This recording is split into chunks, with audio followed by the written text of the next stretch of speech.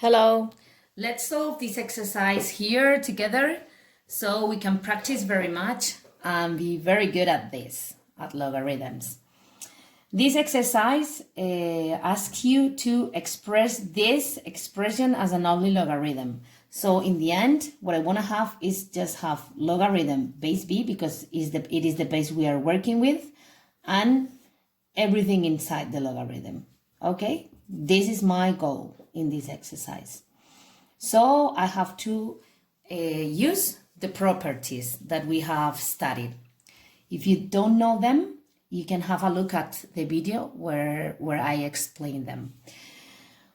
Okay, first of all, if I have a number multiplying here, I can place it inside the logarithm as an exponent. We studied that in the third property that we studied. So let's do it. I can put that this is logarithm base b of x to the power of -2 plus logarithm base b of y to the power of 2/3. And then, since I want to put all the logarithms together, I'm going to try to express this number as a logarithm. So I have to ask myself, logarithm base b of something must equal 4. So you know, because you know the definition of a logarithm, that b to the power of 4 equals what's inside the logarithm.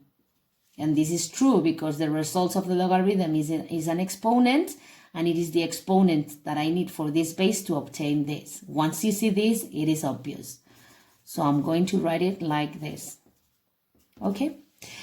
And just to remark what I did, the property that I used is this: logarithm base a of b to the power of c equals c logarithm base a of b. This is the property that I used before.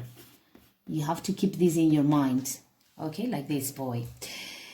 So I used this property in this direction because I had a number multiplying and I put it inside the logarithm as an exponent. Okay, so now let's use more properties.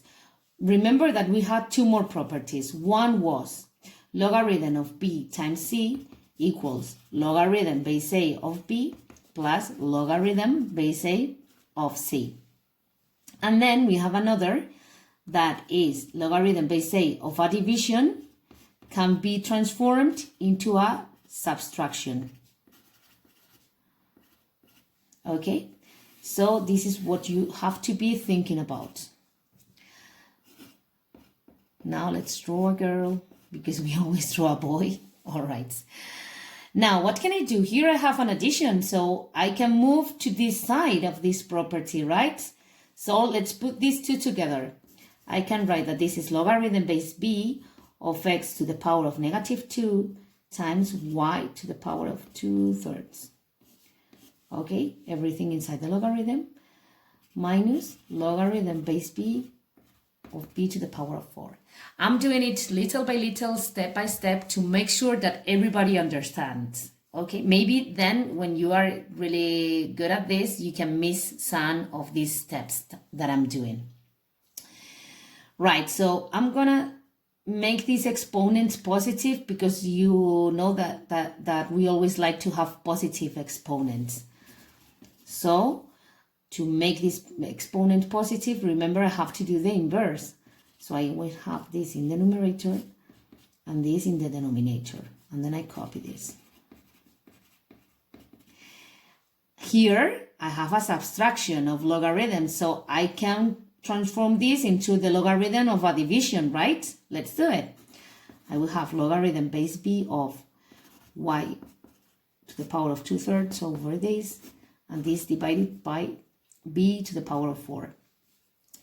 This is the numerator and this is the denominator, so this could be over 1. And then to transform this fraction of fractions into just 1, remember I multiply this on the top and this at the bottom. So logarithm base b of 1 times this equals this, and x squared b to the power of 4. This is not an equal sign. And to finish, let's write this as a radical. And there's nothing else to do. We can write this is cubic root of y squared over x squared b to the power of 4. And our goal is achieved because here I have a logarithm and everything inside. I hope you understood. See you soon.